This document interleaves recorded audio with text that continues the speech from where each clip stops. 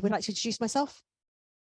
I am Sam Snedden. I'm the Head of Research, Impact and Engagement in the Social Sciences at the University of Oxford, and have kind of been responsible for pulling this all together. And actually the person who's done the majority of the work is Ali Crompton, who is obviously on screen as well. So I'd like to welcome you all. Really great that you can join us. We're particularly happy to welcome our speakers. We've got a great lineup of them who will help us try and understand the range of different funding opportunities for innovation in the social sciences. So we're very grateful that they were able to all join.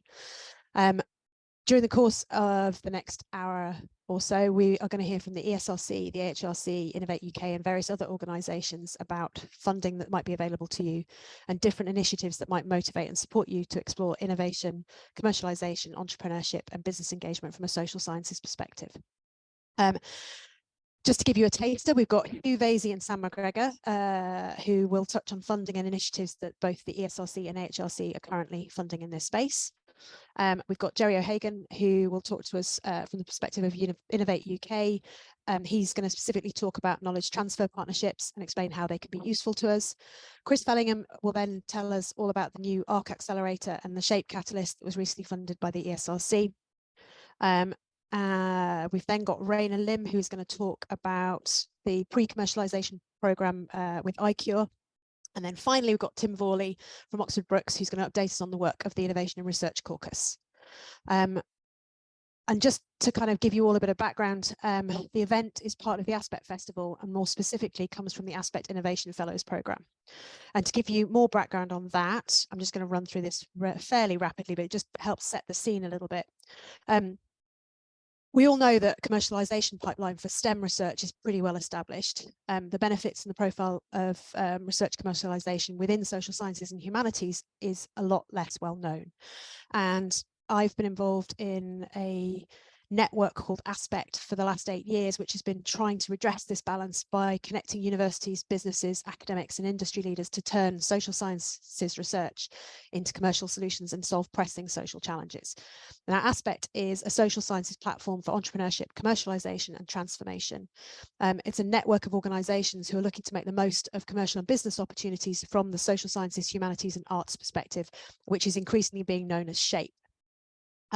It was launched in 2018 with funding from Research England and now has got about 47 member organisations, and this network continues to grow. This particular event is part of the Aspect Festival.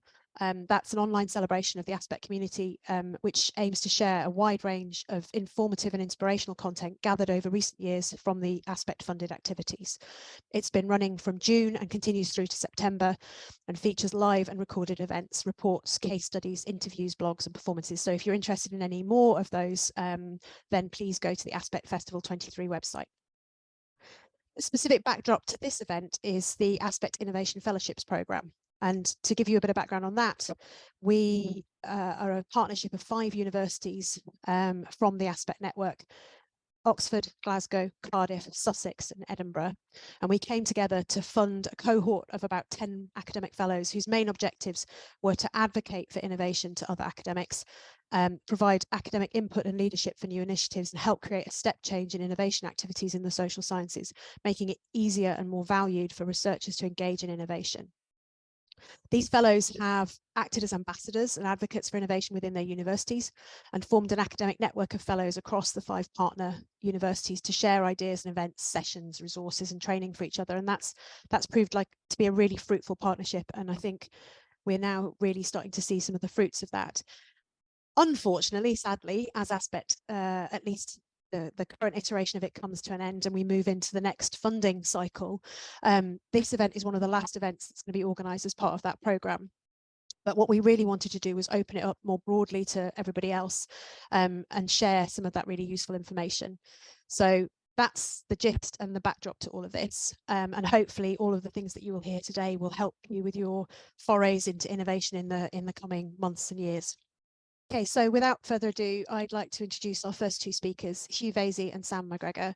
Hugh is the ESRC's Strategic Lead for Innovation, Business Engagement and Commercialisation. He heads up the team that delivers ESRC's work in these areas, including things like the Innovation and Research Caucus, the forthcoming SHAPE Catalyst and the Celebrating Impact Prize.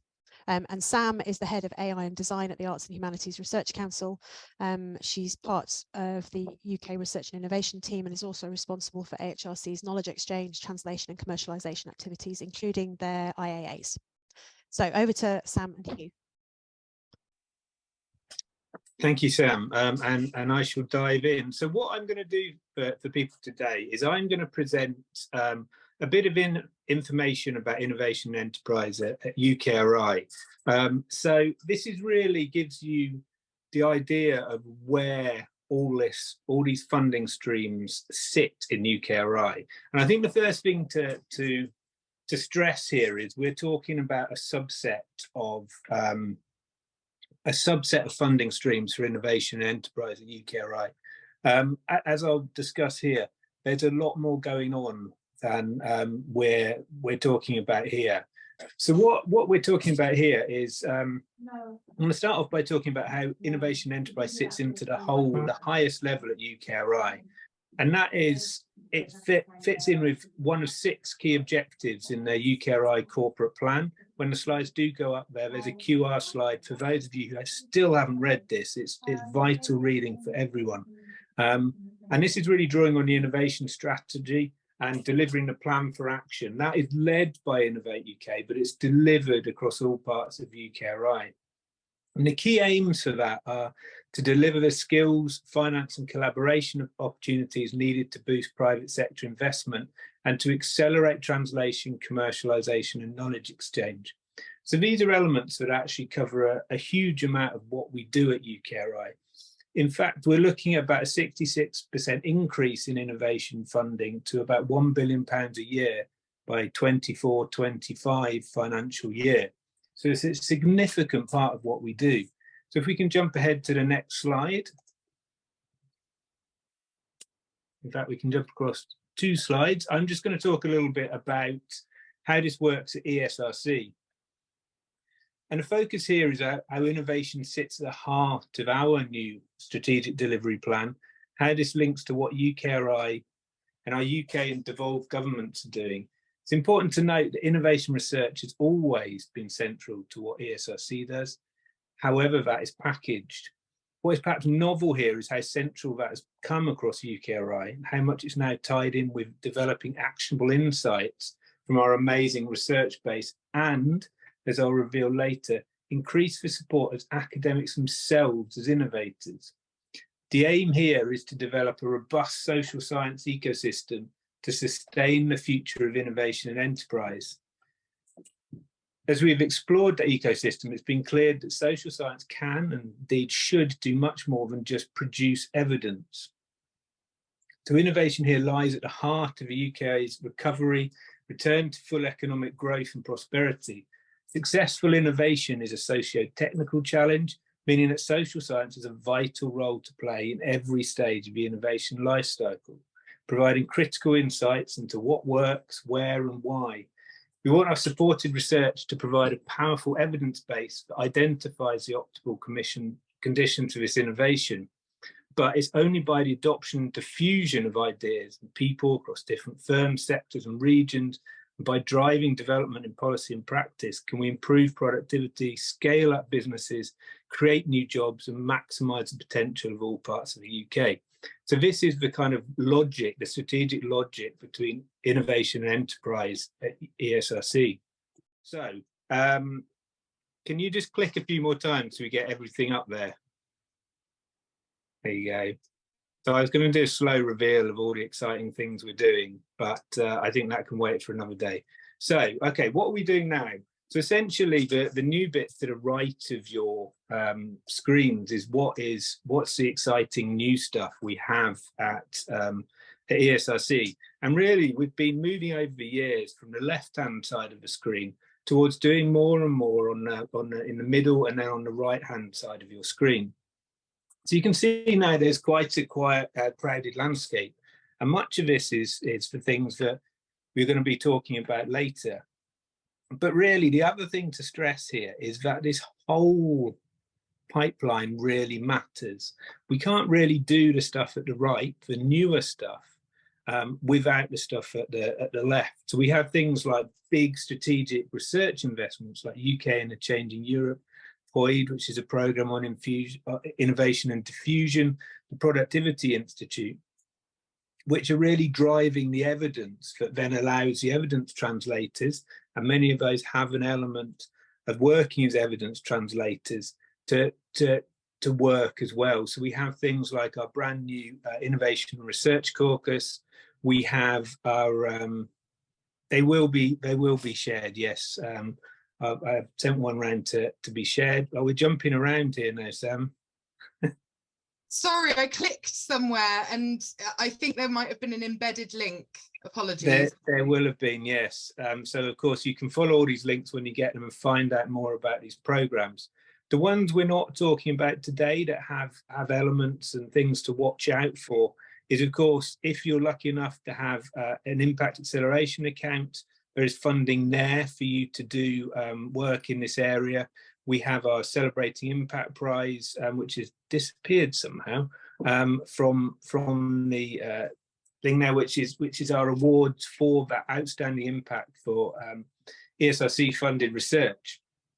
The other new thing which you'll hear about later is our Shape Catalyst, which we are doing in partnership with AHRC and indeed with a bit of money from Innovate UK as well, and of course AHRC, and Chris Felling will be talking about that later. You may be wondering why doctoral training partnerships are there on the right-hand side in terms of innovation entrepreneurs. And that's because the new DTPs will have an enterprise and entrepreneurship training element to them. So the idea is we're building up these multiple routes to impact and ensuring that the community has the skills to do those things. Another thing to flag up here, which of course is where we have the impact acceleration accounts, is supporting the staff who support those innovative academics to ensure there is capacity and skills in that area as well. The final thing I want to flag up, and we have Arnie King here somewhere, who we're working with, which is a collaboration between ourselves and Practice Oral to develop a social value commercialization community of practice. And that's really looking at shape commercialization and commercialization projects with a high social value. So you can think about things like social enterprises and the like that are important there. And that's a very exciting development to really allow the basis for this to grow and move on to the next steps. We're particularly excited about our Shape Catalyst. It's the first time I've done commercialization, but you can see we're supporting the full range of innovation enterprise training. And I'm going to hand over to Sam now, try and get us back on time, who's going to do a little bit of a deeper dive into some of the Shape commercialization work. And thank you for being my slide master, Sam. No worries, Hugh. It is one of my, well, I was going to say one of my strengths, but clearly I clicked on an embedded link, so perhaps not so much one of my strengths. So I'm not going to sort of go through and repeat what Hugh said, but through an AHRC lens completely. I'm taking a bit of a different tack, and that's because AHRC is at a very different point in our commercialization journey, as many of our arts and humanities communities also are. So firstly, I have to thank my colleague Tash for the slides, because she is the creative driving force between how we're talking about and framing commercialization with our communities, and she's doing a magnificent job. So as I say, we're still sort of new to the party. We're in the process of developing our vision and our strategy, but there's already a lot of activity that's brought us to this point, and also commitments that we've made. We're really learning by doing in all of this. So we're acting, we're testing, and we're gathering feedback about what's working and what's not for our communities. And that's helping us to shape our direction of travel. So with that, and we won't spend long or at all, any time at all, in fact, but how do you feel about commercialization? This is an interesting question for many of us. I invite you to choose your bean. This is something of a captive audience, I suppose, compared to some of our communities. And most of you probably find yourself somewhere around bottom left or bottom right hand bean, but I would wager there are some confused, fed up or unsure beans, maybe even trepidatious beans out there as well. So we're really trying to frame all of our commercialization discussions in these sorts of human ways, as you would expect from the Arts and Humanities Research Council. So AHRC's role in UKRI is fundamentally to support our disciplines to thrive, and that's the same for all of us as disciplinary research councils. We know arts and humanities are central to our lives, to helping us express ourselves, understand what it is to be human, and by looking across the past and the present and the possibilities of the future, by engaging creativity and imagination and diverse voices, we're aiming to really uncover brilliant ideas and innovations that make a difference in the world. So what are we doing? There are all manner of ways that we're doing this, but with a commercialization hat on. We have committed to spending 10% of our core budget on KE translation and commercialization activities by 2025, and we're well on the road to doing that at this point.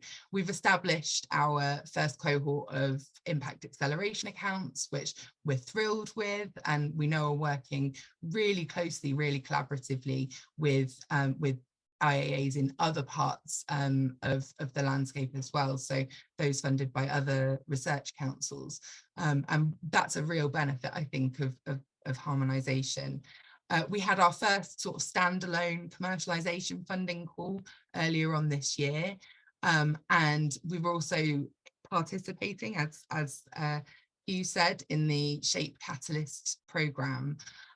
Those are all sort of tangible funding things, but a lot of what we're doing is very much behind the scenes. It's about gathering the evidence. It's about understanding what our portfolio looks like already and how we can make sure that we're targeting our limited resources in AHRC in the right ways to make the right kinds of difference to the communities that we support. One of those things is around the development of our own impact toolkit, which we hope will be modelled on the best practice set by ESRC in this regard, and will cover a number of different types of impact, not just commercialisation. These are some definitions that I wanted to share. I won't read them all out, but we want to situate all of this for our communities in very much in an AHRC context, and that's really important for us. We're evolving all of the time, our filters, our lenses that we put on these definitions, and we want to know whether or not they're landing so that we can continue to improve them, continue to make the right connections that help the ideas of these things land with the people that they have to. One of the key things that I think that we're doing here is, or that we've done, is add experiences into the definition that we use of commercialization. This is to reflect really that commercialization isn't just about making stuff and selling stuff, but it's about contributing to the overall health and well-being of people and the planet by acknowledging and celebrating different types of value. And this is really how we think about profit. We've got some Minecraft analogies, which I'm going to not go into because of time reasons, but it's suffice to say that we have different values. We all place different value on different things, and intellectual capital, or the knowledge that we gain through the research that we do, is as important as the financial capital that can be generated through the buying and selling of things. Capital in this sense, and when we're thinking about profit, is really about benefit and where the benefit lies, where the value lies, generating social capital, natural capital, cultural capital, or even fundamentally good old-fashioned intellectual capital, there's somebody else, there's a market for that, there's a market for that knowledge, and there are others who will benefit from it. And that's really the message that we're trying to encompass with these definitions that we use. We're also seeing it very much as a tool. It's not just an outcome. It's one of a number of possibilities or ways that we can have impact, or the ways that research can have impact. And often we know that combining these different tools that we have in our impact toolbox will increase the likelihood or increase the benefit, widen the audience, and therefore widen the perspectives, suites of stakeholders that might benefit from the research that is being undertaken. I'm going to skip through a little bit. I'll spend a little minute on this slide, but I'm conscious of time. So whether or not commercialization is right for the research that that folks are doing is a big question in the arts and humanities. There's sometimes a bit of a sort of commercialization is a dirty word because it feels like it should just be about buying and selling. But actually there's a huge range of different things that are valued. Leading on from the definitions that I was just talking about, these are all things that people value: consulting services, products and artifacts, publications, exhibitions, performances, events, curatorial services, resources. These are all things that could possibly have a market value. Is someone willing to pay to see it, to interact with it, or the intellectual property that it represents? Is it useful? Is there a real world application that is actually realized or is potential? And those are all the sorts of questions that we're asking when we're thinking about commercialization in the arts and humanities. I wanted to give a couple of case studies that just indicate or kind of give a flavor of the diversity of types of commercialization that we see in the arts and humanities. This project, Hug by Laugh, was a design-led project and was designing for dementia. This product, the Hug, is now available to buy in Argos. It's endorsed by the Alzheimer's Society, the NHS, and it is transforming lives, but it's also realizing a financial gain. These are the sorts of combined different avenues and routes that we can that we are drawing on when we're thinking about commercialization. And a second one, bringing art history to life with virtual reality. So this is about how people engage with what it is that they're seeing, how they understand the context of the art that they're viewing when they're in a museum or a gallery, and being able to really situate that.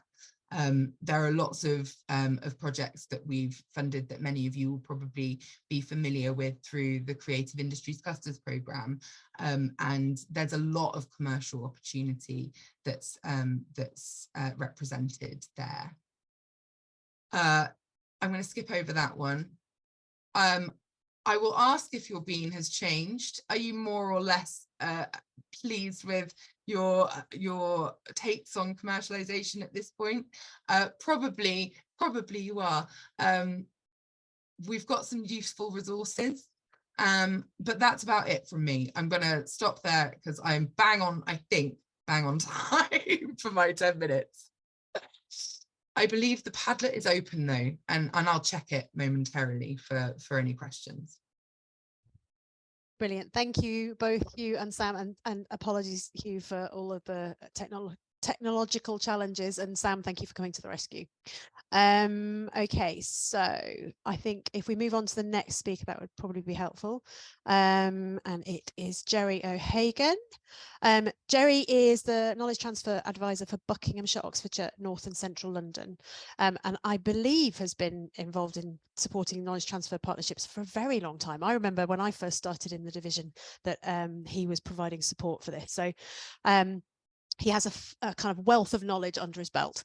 With these KTPs, we support businesses to engage with expert academic teams on a project-based collaboration, delivering sustainable innovation with positive economic impact and additional societal or environmental benefits. And I'm sure he's going to tell you a lot more about that in the next few minutes. So, Gerry, over to you. Thanks. I'm just going to share my screen. Have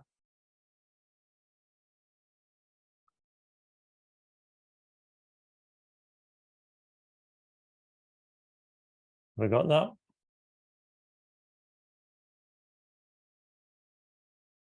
Yeah, Okay. you just need to go to the first page. Yeah. All good.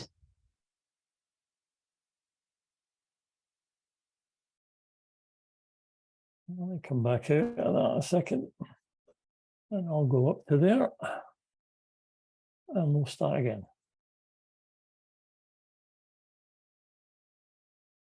There we go. Good afternoon, folks. I've been awarded 7 minutes to try and persuade, advocate, encourage, and cajole you all to participate in the KTP program. So my job today is to make sure that everybody who's involved in shape type activity or research sees the KTP program as an opportunity for them. So a brief selection of slides to try and encourage you. So just to start off, for those who are unaware what a KTP is, a KTP creates a three-way partnership between an academic, a company, an organization in the widest sense, and I'll say a bit more about that in a moment, and an associate. And the purpose of the partnership is to deliver transformational positive change. The program provides expertise, it provides funding, and it provides resources to help drive that positive transformational change at the level of the organization. In the language of economics, a KTP is a microeconomic intervention. It takes place at the level of an individual organization, and it can be any type of organization. But the idea is to, at that level of intervention, to help transformation happen for the organization, with benefits also flowing to the academic team and the associate who are part of the project.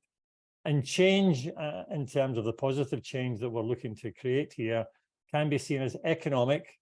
Traditionally, we've been very focused on financial aspects of economic improvement, but we are broadening our shoulders to embrace more widely societal and environmental change.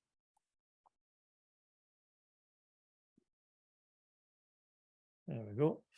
So just a brief description of what a KTP project profile would look like. So as you can see from an organization perspective, it encompasses any size of organization in any sector, including virtual UK-based businesses or companies, and the third sector. And for management KTPs, public sector are also allowed now to participate in the program. What does it cover? It covers any subject that is innovative. It has to be led by the organization or the company. They need to have an opportunity to improve or a challenge to overcome, and it needs to be strategically relevant to them. And it needs to demonstrate some sort of commercial impact. It needs to demonstrate innovation. It needs to encompass knowledge transfer and the embedding of capabilities, and it needs to have a coherent plan. But if it can meet those criteria, then it is a KTP. And it delivers quantifiable benefits for all three partners, including economic, societal, and environmental impact. So I would normally speak about benefits to every category of partner in the program, but I'm only going to speak about the benefits to academic partners in this brief presentation. So from my point of view, it's a fantastic opportunity for academic researchers to translate and apply the research to a real-world challenge, to get genuine experience of creating impact in the real economy and the real society. A KTP program can develop impacts that contribute to REF. There are many case studies now referenced in REF submissions for the past 2 rounds of REF that are based on work that was done through a KTP project. And actually, we're building a suite of case studies now around KEF, where the knowledge exchange framework is now being used. Our projects from a KTP point of view are being used to evidence impact from a knowledge exchange perspective. And actually, some of us have been supporting academic institutions which are not part of high funding at this point in time to build a knowledge exchange experience and capability, some of it through a KTP approach to develop the opportunity for them to join the Hive program. It generates conference and journal papers and case studies, which are academic currency that's extremely valuable for academics. It has the opportunity to enrich teaching materials and inspire student projects. Many KTPs obtain incremental resources from students who are working part-time or on a project basis through the KTP projects, which benefits the students enormously, but also benefits the organization and the institution as well. It's a source of research income. I wouldn't sell it on the basis of research income, but some institutions where there are 100 and more KTP projects running at any one time, it becomes a substantial economic research income generator for them. But that's not the main purpose. The main purpose is the experience of driving change in the real world from my perspective. And in that sense, it's a fantastic opportunity to develop staff and to generate graduate careers as well for people coming from your institution. And the essence of it is it fosters key strategic relationships with business. Now, business needs to be seen in the widest sense. It encompasses many other types of organizations, as I've already explained. So, one of the things that we're very keen to do from a program perspective is to broaden the shoulders, excuse the pun, of SHAPE again, and move into more SHAPE disciplines being involved in the KTP program. It's always been a fundamental part of it, but it's been a more marginal part than the traditional business-led aspects of it. But it is an element of the program that we are trying to grow. And I'm just going to give you a couple of examples briefly to illustrate how the program can be used beneficially to support SHAPE in the broadest sense. As you can see, financial returns are required, and they will be required going forward as well, but wider benefits are also targeted. And multidisciplinary projects are very welcome into the program, and the company partner can be almost any viable organization, including a multi-organization collaboration.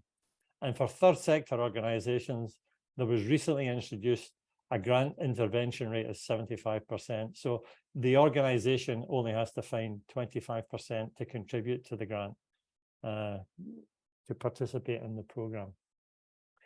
So one brief example just to demonstrate that we really mean what we say.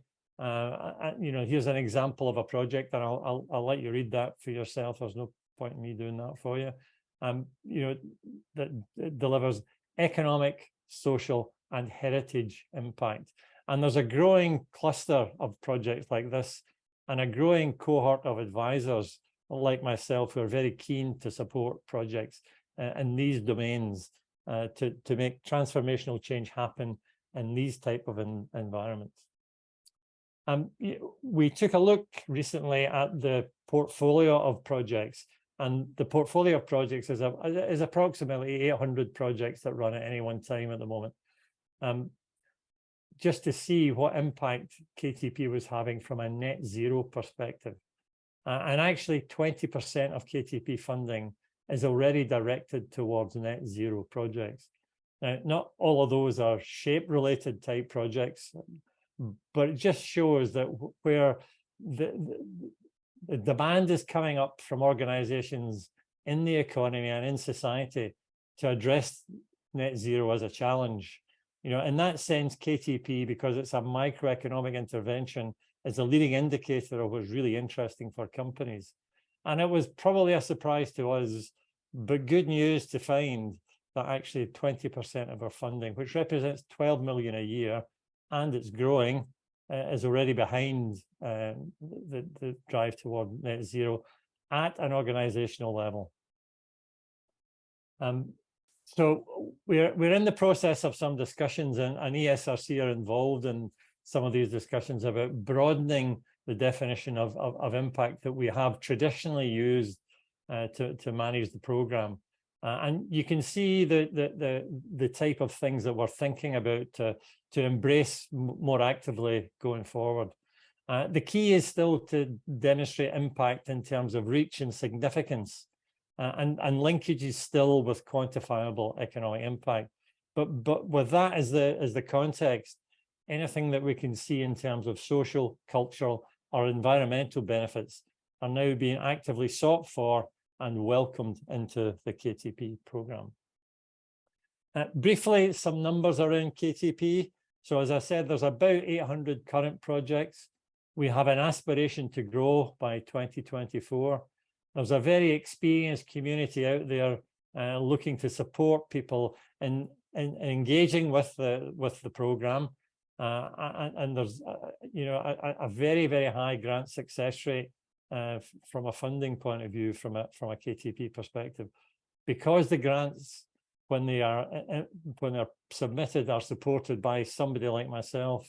There's a process that's gone through that hones us down to the point where we should be funded when we apply, and the success rate is 85%, as it says on the programme, which is very different from many other grant funding opportunities. The other thing I like to quote is that in terms of economic value added, KTP programme is measured on a regular basis, and it's been in existence for 48 years now, so it's been measured to death almost. But the economic value that we can demonstrate is that for each project, or for each pound that's spent on a project, £8 is returned to the UK economy and value added. So it's a very value creating programme, and one that I would recommend that you participate in if at all possible. And I'm happy to field any questions or opportunities or anything you want to pursue after the session. But I'm just finishing with a slide that shows that there are 32 of us now around the country who are able, willing, and interested in supporting SHAPE researchers participate in the KTP programme. I'll leave it at that, folks. Thank you very much. Wonderful, thank you, Gerry. And I can support the fact that you are all very keen to try and get SHAPE bids coming through. We've got one recently that's with, I think, the Churches Conservation Trust. Yes. So that's my project. Yeah, no. So I will wholeheartedly support that approach. Okay, so we obviously will come to questions later, but moving on to our next speaker, Chris, I can see you're on the call, so that's great. Chris Fellingham is the co-founder and director of the AHRC Accelerator, and has partnered with the ESRC and AHRC recently with the launch of the SHAPE Catalyst programme.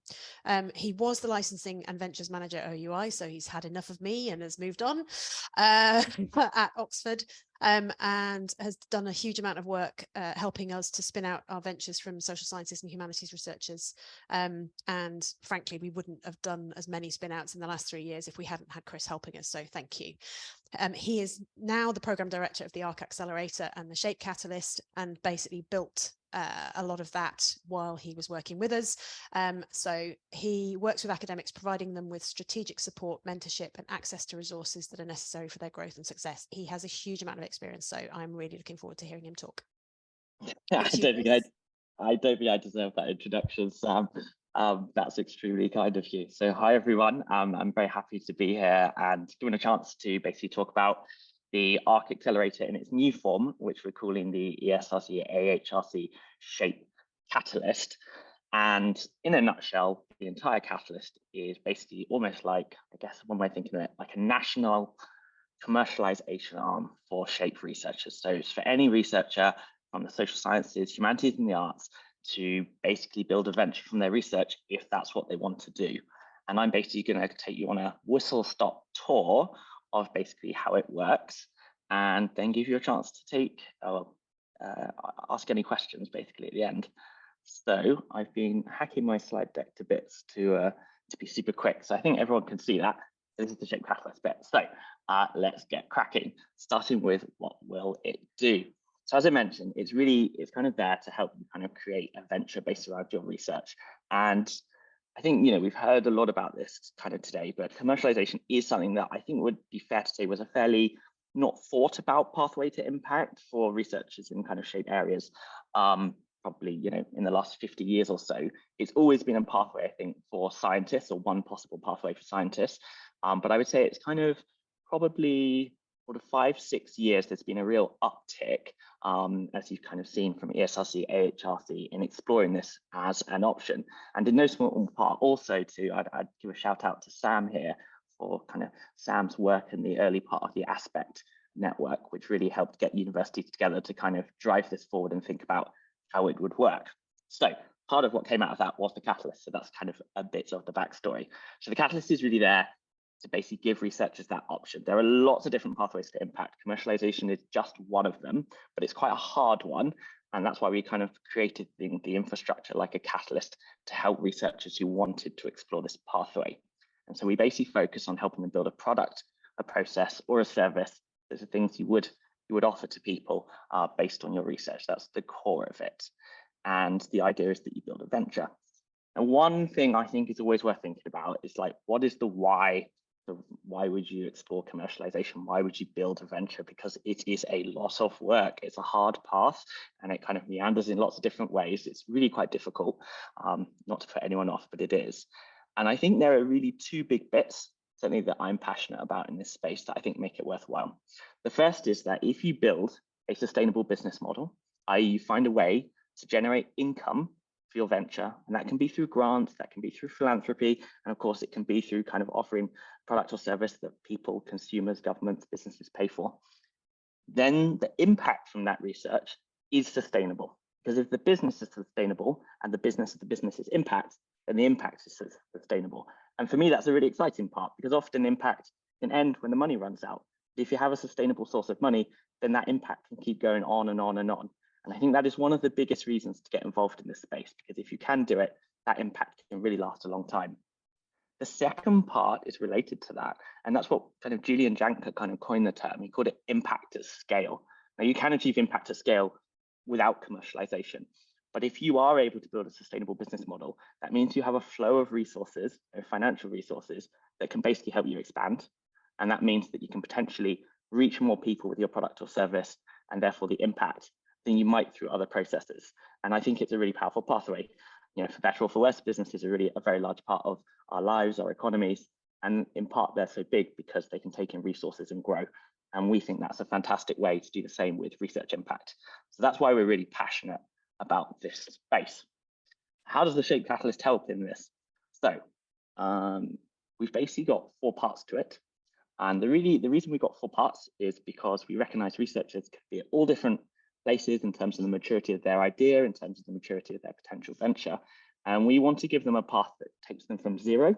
I'm a researcher, I have no idea what this is about, and I just want to find out more, all the way up to, I'm actually really far along in this journey. I've got customers, I've got money coming in, but I want to grow it really fast. And so we created this 4-part structure, which we're calling Discover, Launch, Accelerate, Scale, so that you can basically either go the whole way, if you're starting from zero, or you can join at the bit that best suits you. And the reason we did that is previously with the Accelerator, it kind of took you at kind of just the middle stage. And some researchers weren't ready. They were like, I need to explore this more before I start and commit to this huge amount of time. So that's why we created the different pathways. So in a nutshell, Discover is basically a half-day workshop. It's online, it runs regularly, and we'll provide the timetabling later. You can just sign up online. And if you've got 3 hours spare, you can basically find out a bit about commercialization, a bit about how researchers in the shape space are looking at it. And that's it. There's no commitment. You just turn up, find out more. That's it. So it's kind of, I just want to know more. That's Discover, as the name suggests. The next part is Launch.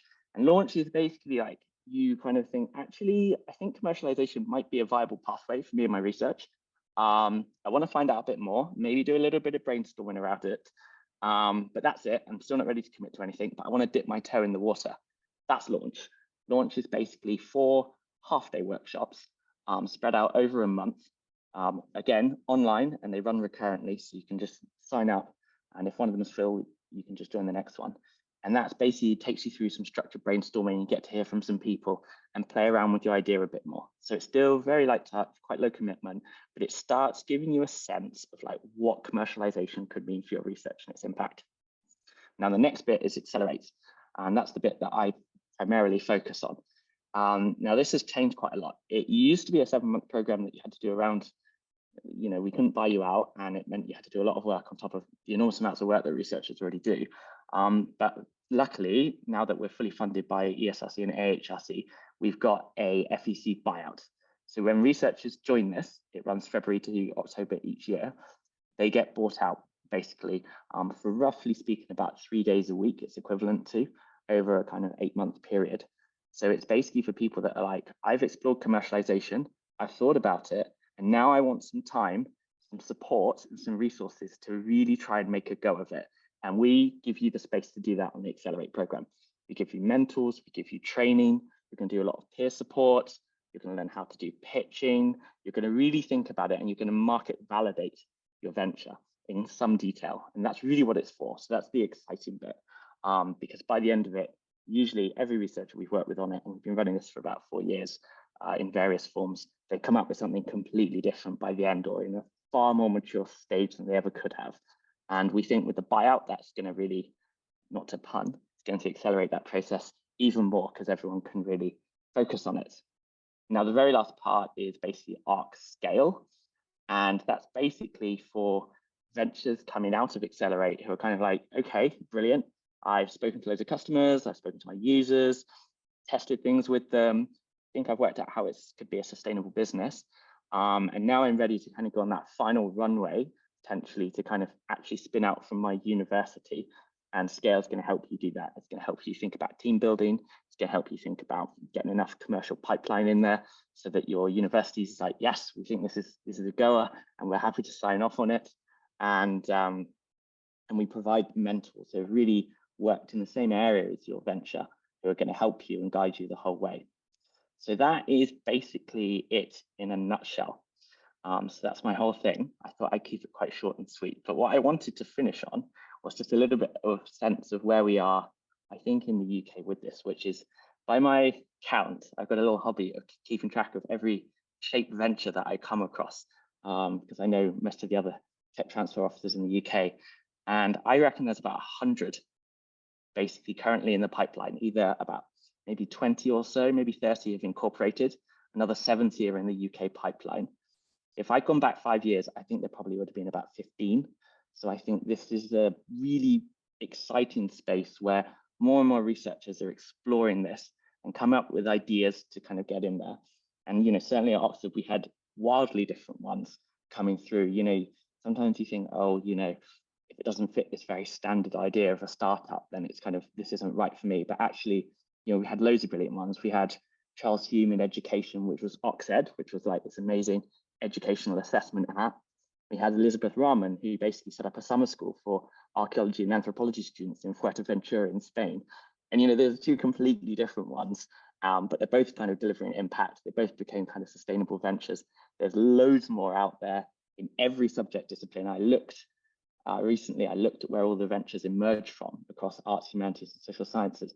And the short answer was there was actually no real pattern to it. When you look at them in aggregate, every research area has its potential. And I was a bit surprised about that. From my experience at Oxford, there definitely felt like there were some hotspots, but when I looked at the data in aggregate, nope, not at all. So I think there's no subject that can't do this, no researcher that can't do this. It's really up to everyone. And the only question you need to ask is this the right fit for your research? And is this the right fit for what you want to do with your time? Because it's not a trivial commitment. So I'll end there. And obviously, if there's any questions, let me know. I've got a fuller slide deck, which I'll share afterwards, but I didn't want to do it now. So thank you everyone for your time. Thanks, Chris. And yes, just on that point about questions, we're inevitably running a little bit late due to various technical complications. So what we'll do is shorten the questions phase, allow the two speakers that still need to speak.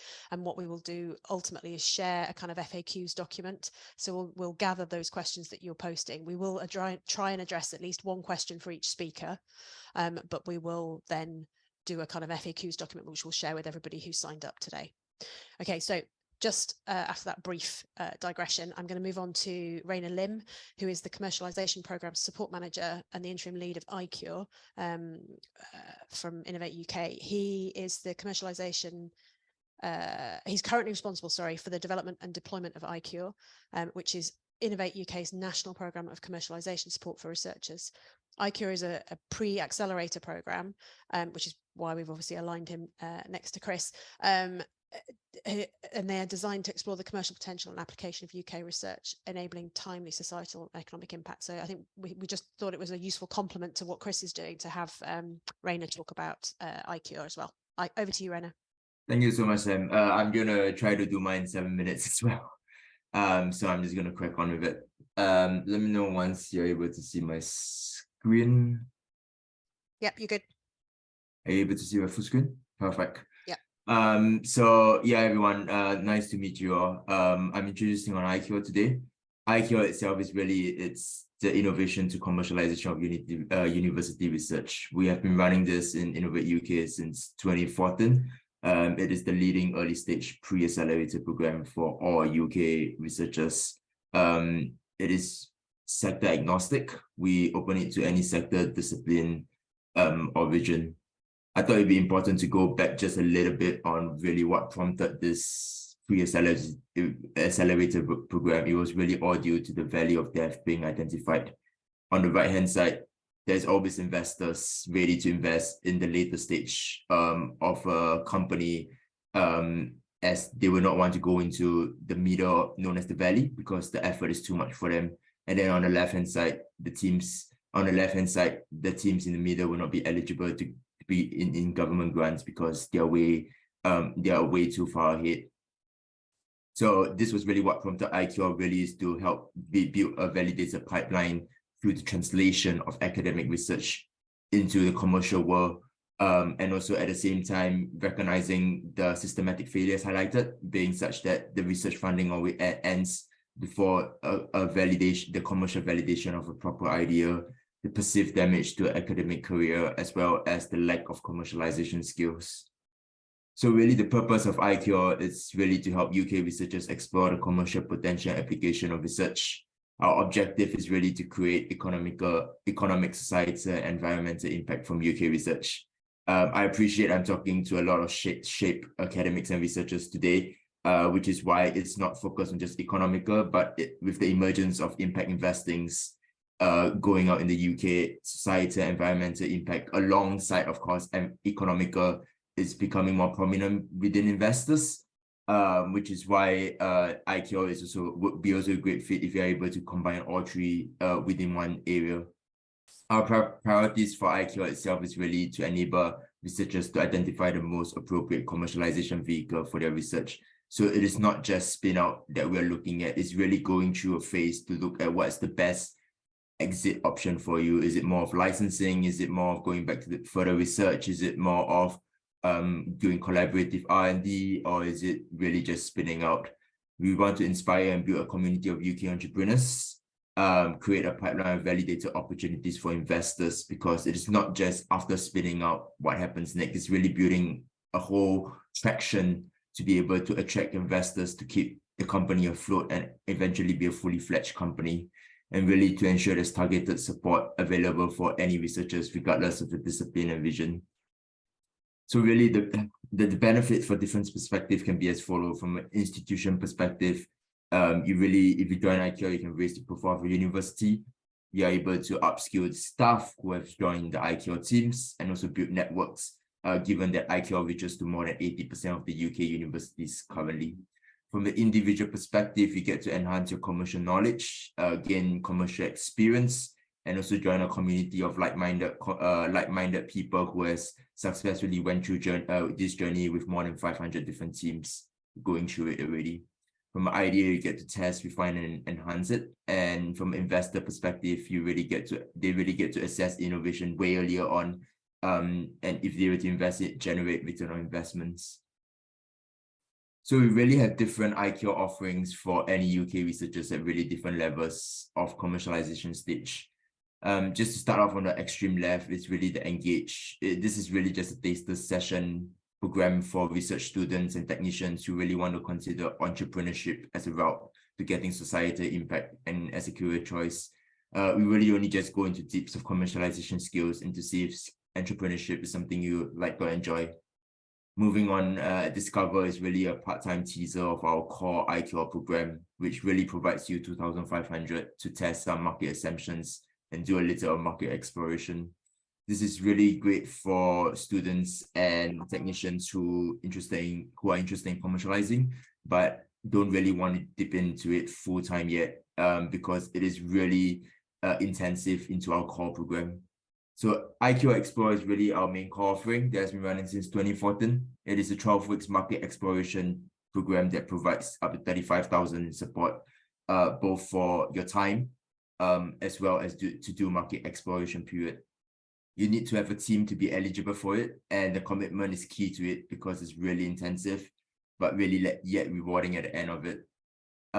For those teams that is recommended for spin out, we want to further support them in ensuring that the support don't just end off at our core offering, but also build, as I mentioned, a pipeline to investors and attracting investors, and also attracting them. So in this phase, we provide them expert grants of up to 300,000, as well as to provide them go-to-marketing strategy support, investment incubator support, as well as so is the hopes and aims that at the end of the 12-month grant, they have enough traction to attract pre-seed investment. Really, the impact of ICURe to date can be seen here, where we have really have more than 2,000 participants and 500 teams. EDI is really an important key factor for us, where we have 33% of the entrepreneur leads being female, which has generated more than 260 million in additional investment, with 219 spin-outs currently from it. This is really the core of all the a lot of companies that we have spin out that went on to really successful, fully fledged company that has attracted investment from pre-seed to series investment. So if you're really interested in ICURe, I encourage you all to go to our main program website and to see if you're eligible for it, and feel free to reach out more if you have more information. With that, I think I hit a bang of 7 minutes as well. Thank you, Rayner. That was really impressive to manage to get through all of that material in that space of time. I am now very rapidly going to move on to Tim. Tim Vorley is the PVC and Dean at Oxford Brookes Business School, and he leads the Innovation and Research Caucus. So Tim, I'm just going to let you talk about what it is you've been doing over there, because obviously we've evolved from the Innovation Caucus to the Innovation and Research Caucus. Yeah, fabulous. So thanks very much for having me. I think Chris is going to share some slides. Super. Thank you, Chris. So yeah, I'm Tim Vorley. I formerly led something called the Innovation Caucus, and that's evolved recently to become the Innovation and Research Caucus, which is funded jointly by ESRC, Innovate UK, and the UKRI Central Corporate Team. So really, I suppose the kind of takeaway for me is that this is an emerging investment, and we're really looking for people to get involved in different ways. So if after I said a bit about it, you're interested to find out more, do follow up. Really keen to try and see how we can kind of draw the wider social science and arts, humanities, social science community into this. So if you want to jump on, Chris, that's great. Thank you. So I guess in terms of kind of why the Innovation Caucus and where this has come from, and the Innovation Caucus is there to really act as a kind of what works centre type vehicle for Innovate UK, ESRC and the UKRI corporate strategy team. We recognise that they have evidence needs, and we also see that on the other side of it, there's a whole host of social science, arts, humanities research on topics and on the research and innovation system where that could actually be really useful to the funders. So we've been established to really try and provide and synthesize that evidence, bring it to UKRI, ESRC, and Innovate as that funders group, help translate it, turn it into actionable insight, and also undertake projects that would fill some of those evidence gaps as well. So in a recent press release, when we were announced on the 13th of June, Ottiline Laser referred to the fact that what UKRI needs is access to that robust and actionable evidence base, and that's what we're there to try and provide that. And that's really thinking about what works, where it works, and why it works in terms of supporting research and innovation in the kind of UK system moving towards that kind of science superpower aspiration. If we could just jump on. So I suppose kind of visualizing it, that what we've got is we've got the funders that are working in kind of curating the research and innovation system on one side, and we've got academics doing a lot of work on it on the other, and we're there to kind of span that gap. How can we bridge these communities? And it works both ways in the sense that we have funders that are asking us questions and saying, is there evidence out there? Can you tell us about this? But we've also got what we know to be a huge community of social science, arts and humanities researchers that are doing work on this as well. And so it's not just about responding to questions from the funders, although that's an important part of what we do. It's also about trying to take insights from the research base and actually feed those into the funders, government departments and other key stakeholders. So it's a really kind of interesting position being that intermediary. And I guess as part of what we're doing, it's also trying to build the capacity and capability on both ends of the spectrum to really try and engage and work together. And I think that a huge opportunity to kind of realize the value of what's going on within the system on both sides and promote that knowledge sharing. Okay, if you want to jump on. So in terms of what we're doing then, you can see on the map there, these are the co-investigators at the kind of core partner institutions that we've got across the UK. The tealy looking dots are where we've also got what we're referring to as our council of experts. So these are members of the network that we're looking to actively engage in a variety of projects that have been identified to this point. But beyond those individuals, one of the key objectives of the IRC is to try and create a network of academics that are engaging both proactively and responsively to help meet the needs of UKRI and the funders group, but also providing thought leadership back into that group. And that's kind of, I suppose, my position today, which is that if you have an interest in this, you feel that you want to and you can feed into that dynamic, we'd very much like to hear from you. So very early days in terms of the new IRC, but it builds on a legacy of what the Innovation Caucus had achieved as a predecessor. If we could jump on again. So we've got a range of projects ongoing. At any one time, we're going to have probably around 12 projects, and some of those are illustrated here, and I can talk about a couple of them. But for example, one of the things that we've been looking at is the role of further education colleges in the innovation system and trying to understand how that differs to HEIs, what the complementarity is between the two, and what the role of further education colleges might be in regards to the diffusion and adoption challenges around innovation. Other projects that are live at the moment, looking at the future of PhD provision and PhD skills development. And again, this is kind of thinking not to the immediate, but in the medium term, what UKRI might be looking to support. How can we make this more inclusive, and how do we meet the skills needs of employers and organisations moving forward?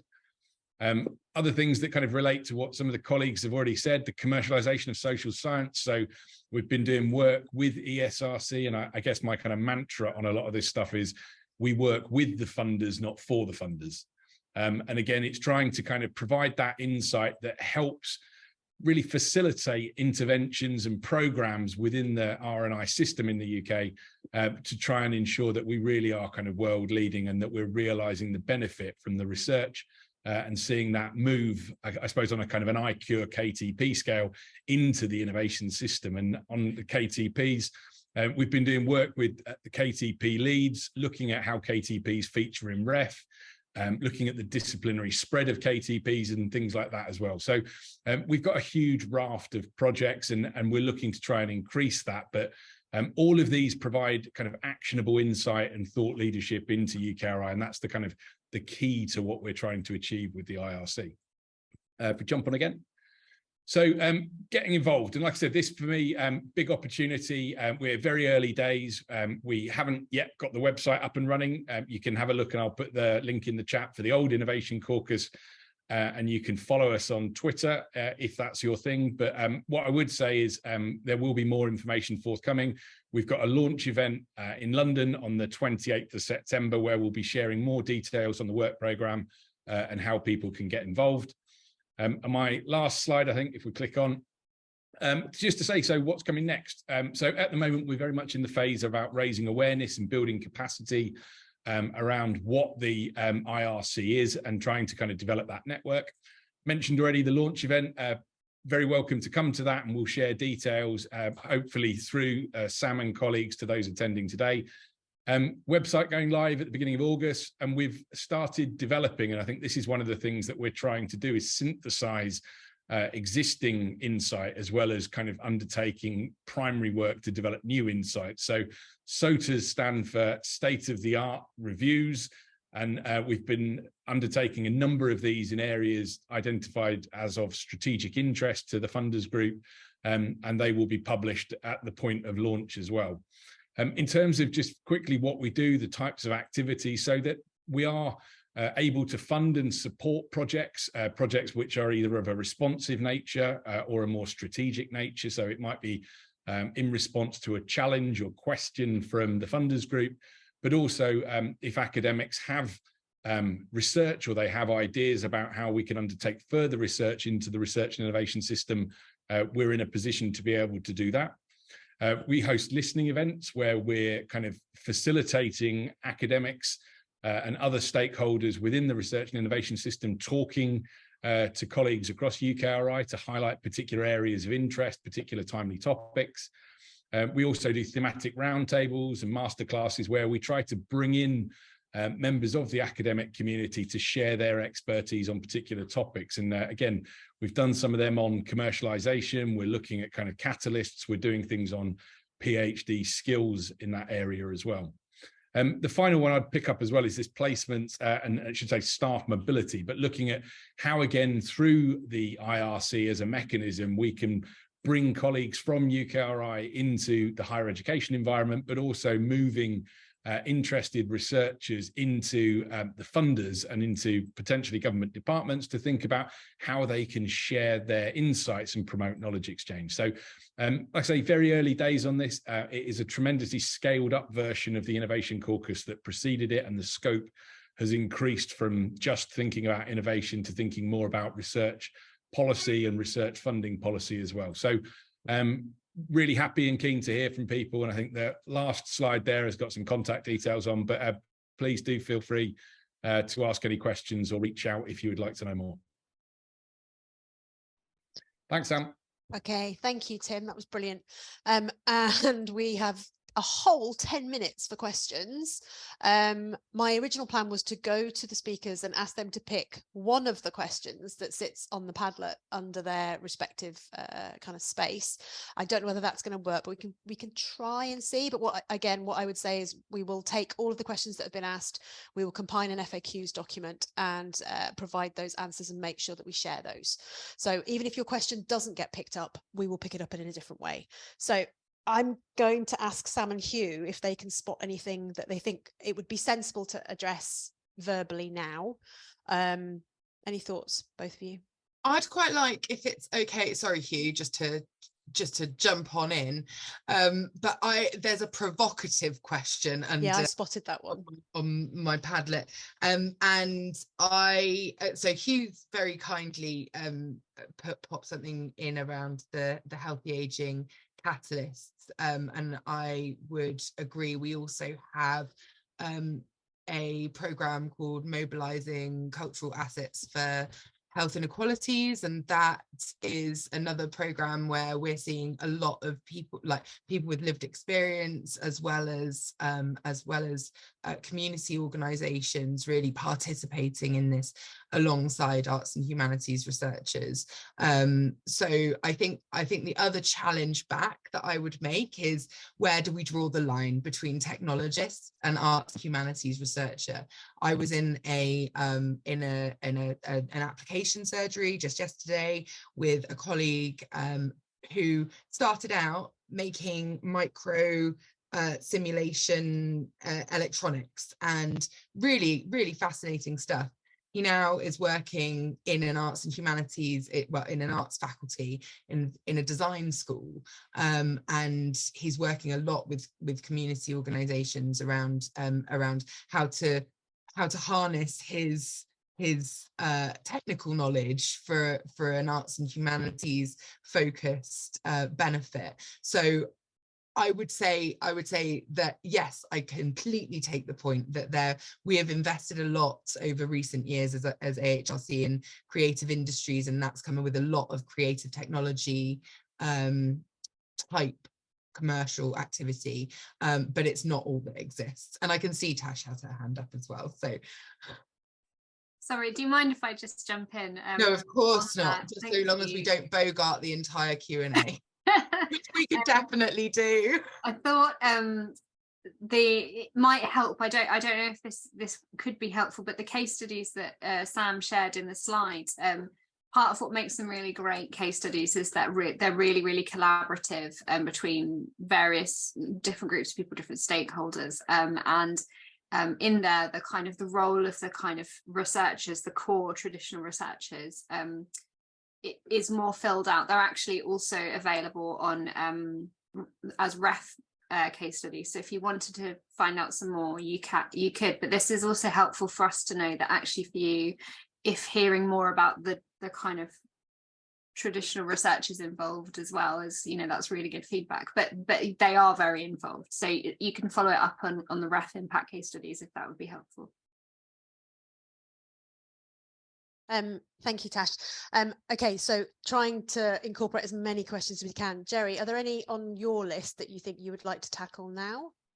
Yeah, there's probably two that I can tackle very quickly. So one, there's a question about charities and whether they're eligible. Yes, they are eligible. The institution needs to demonstrate sustainability in some way, shape or form, but as long as they can do that, they are certainly eligible. And I actually submitted today an application that's supporting a charity who are interested in neurodiversity and making that more acceptable to employers in the UK. So yes is the answer.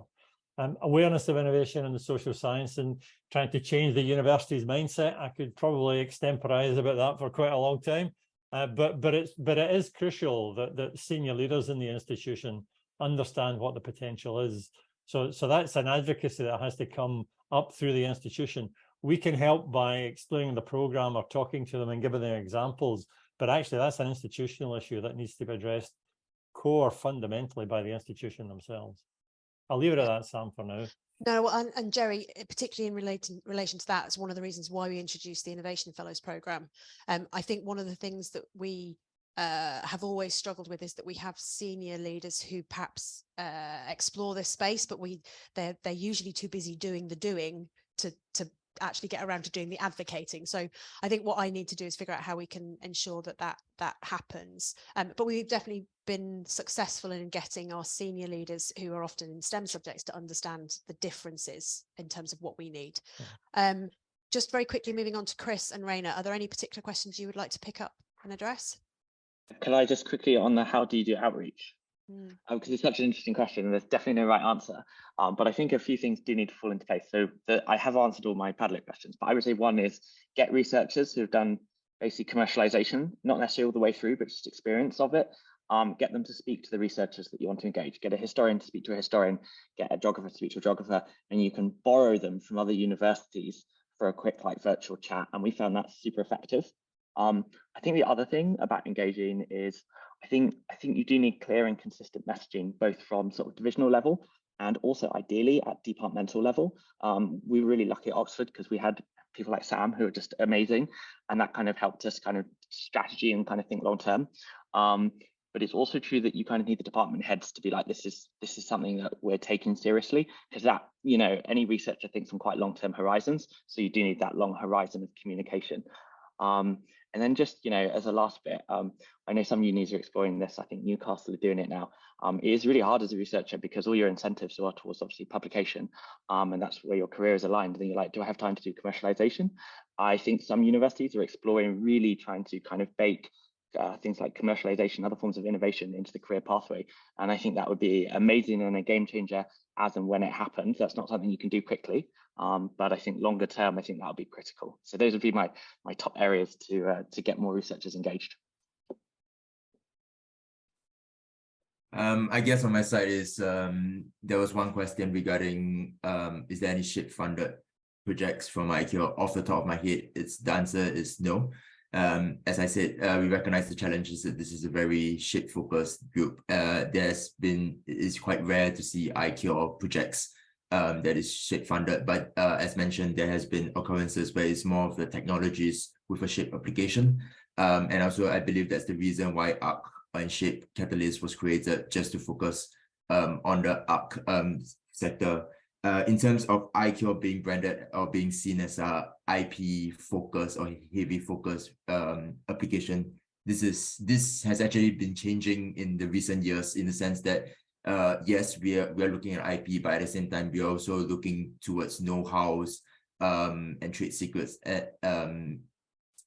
application as well. We have funded projects that has been with no IP, but it's more focused on know-how as well. So this is not something that is rare, and it's becoming more of a common occurrences, because IP itself is a very expensive business model, or a very expensive route that universities are now realizing the fact that actually you don't really need IP to be able to commercialize a product, but rather the know-how is the key thing. And how do you protect the know-how, or what are the collaboration agreements to be able to protect this is what matters more. Thank you. Tim, you, I think, only have one question on there. So I think if it's okay with you, I'll leave you to kind of, we can figure out how to respond to that by the FAQs.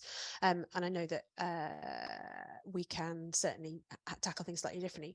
Just mindful of time, I think for me, what is really heartening to see is just the shift between when I first started looking into this about innovation for social sciences and recognizing that it was a different set of support was needed.